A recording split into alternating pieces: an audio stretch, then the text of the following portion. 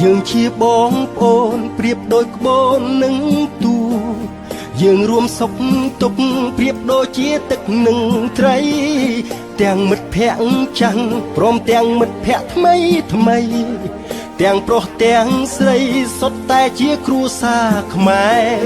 មានសុខរួមសុខមានទុក្ខរួមទុក្ខថ្ងៃនេះថ្ងៃមុខមិត្តភាពនៅតែដដែលពាក្យថាបងអូនជាពាក្យមួយមិនចេះព្រោះប្រែបេះដូងយើងជាខ្មែរពួកយើងតែងនៅក្បែរគ្នាអូបេះដូងខ្មែរ